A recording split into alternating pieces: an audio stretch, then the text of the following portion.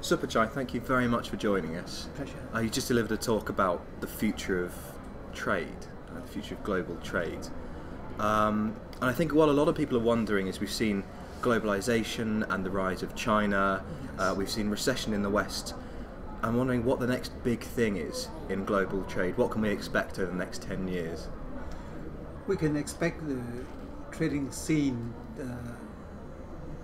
to be somewhat restructured in a way that, firstly, the emerging new trade power will be members of the BRICS, for example, the likes of the Chinese, the Indians, the Brazilian. At the moment, as you can see, emerging countries are trading among themselves more than they trade with the rest of the world. There's more than 50% that are trading amongst themselves. So this is a new kind of scenario that we are seeing, that unlike in the past, when trade was driven mainly by trade between the advanced economies or between the North and the South, now trade will be more or less driven by the trade among emerging countries or between emerging countries and advanced countries. Secondly, the rules of the games may go through some changes because instead of having multilateral rules being play out as we're seeing, these rules might be superseded by the kind of regional undertaking, the regional trade negotiations, the regional trade agreements that are now being practiced around the world, particularly with the recent emergence of the new trade pacts, like the one which is called the Transatlantic Trade and Investment Partnership between US and EU, and the Trans-Pacific Partnership Agreement, which is a trade pact among 11 countries, including United States, Chile, Singapore, Malaysia, Vietnam, which is another big regional trade agreement. So the regionalism might influence multilateralism more so than in the past. So the World Trade Organization may have to take up more analysis and supervision of how the regional agreements could be conducive for multilateral purposes. The third one is that the way trade is being practiced will undergo dramatic changes because of the emergence of the global value chain. Of course, global value chain has been with us for the last, I would say, 20, 30 years, but in the last few years, it has become even more pronounced because production of one finished products can take place in different locations. And now, because of modern technology, modern transportation network, IT, connectivity, global value chain becomes more and more prolific. At the moment, 80% of global trade is involved in the as part of the GVC by the transnational corporation. It's 80%. The implication for global value chain on trade exercise is this: first, we may need to change the way we calculate balance of payment, because balance of payment in the past, before the chain happening, it was based on gross value. Export prices, import prices. We may now need to go over to the so-called value added of trade. So we have to deduct the value of the input that comes from other countries, because that input could be count double in the processed good, and process one time, process second time, and third time. So this is the first thing. And the second thing is that in this new calculation of trade flows, what it will mean for the global value chain is that export is equally important as import, or import is equally important as export, because in order to be efficient part of the global value chain, you cannot only be exporter, you have to be also efficient importers. And what a lot of people ask in Britain, I mean, we have a developed regionalism in Europe, but people wonder what we can do to encourage trade, importing and exporting, with the rest of the world, with developing nations like Brazil and Russia and India and China. What we can do to encourage and develop our trade links with those countries. Yes, UK seems to be losing their global market share in the last couple of decades, which is a unique happening, I think, for a strong industrialized economy like the UK. I think in one area which has taken place in the UK compared to other countries is probably to do with trade financing also. I have the feeling that the trade financing in the UK, as supported by the Export-Import Bank, is not very actively pursued as in other countries. These are days and age of highly competitive producers around the world. They are not competitive because of the quality of products, but also because of the terms of payments. And I do believe that these are important incentives if the UK can become more assertive in the way that the export-import entity could support the UK traders more so than in the past. Secondly, UK has been moving away from manufacturing goods into services in the last few years. And so while we are seeing that UK may not be competitive in terms of merchandise production, but UK remains very, very efficient and very competitive in the areas of services, in the areas of logistics, in the areas of information technology, in the areas of financing, insurance company, banking system. So I think this is a new area in which other countries will have to catch up with the UK. But vice versa, the UK can make use of the services industry to render more efficiency in their manufacturing industry. What happens now is that the services industry seems to be going its own way.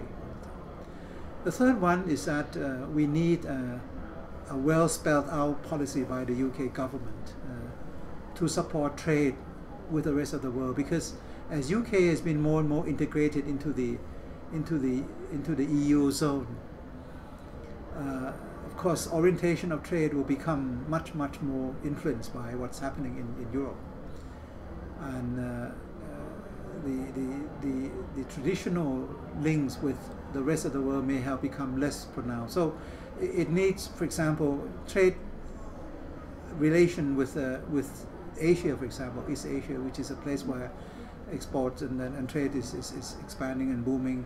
It has to be driven by the kind of explicit exercise by the UK government to pave the way, to have more missions going to East Asia, to have embassy staff with trade officials, to be able to invite traders from Asia to come to visit the UK even more, to participate in trade fairs in Asia with a large one like that. So it has to be driven by explicit state policies, I would say, to be able to diversify UK's trade directions away from Europe to be more balanced.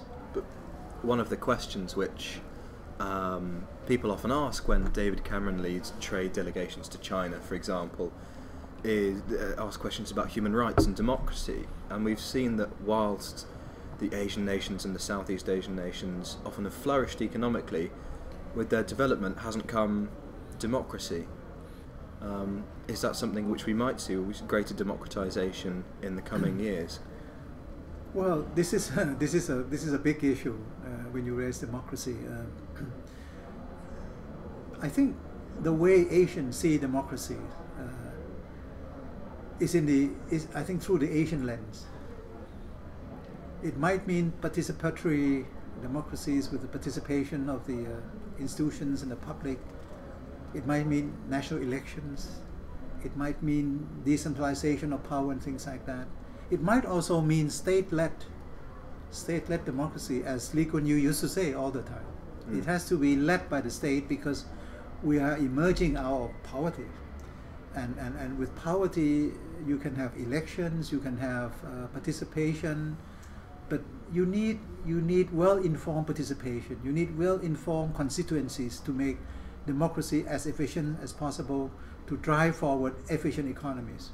So I would say it doesn't harm when UK trade missions would profess to not only to do trade opening, but also to be discussing political affairs and things like that. But I don't think Asian would be enamored by the kind of arguments that first you have to go through the democratic process and then you can go through developments. There have been countries in Asia, of course, Singapore is a strong example, Malaysia example, China is another example,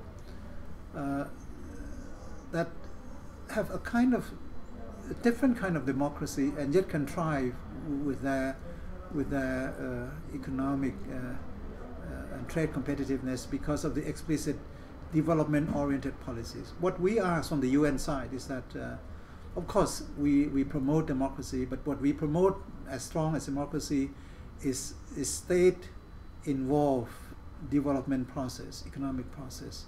That you cannot leave development process, economic development process to the markets alone. Because sometimes with full democracy, people tend to say you don't tamper with the markets. Democracy means the market is very democratic. You leave things to the market.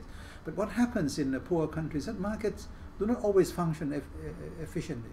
So you have to have the state direction sometime, let's say in agriculture area, for the poor people to have better seeds and better technology. You have to have extension services provided by the government, things like that. So it's a different kind of interpretation, and I would say that the more that Asian can trade with the rest of the world, or any poor countries can trade with the world, the more democracy I think they would assume willy-nilly.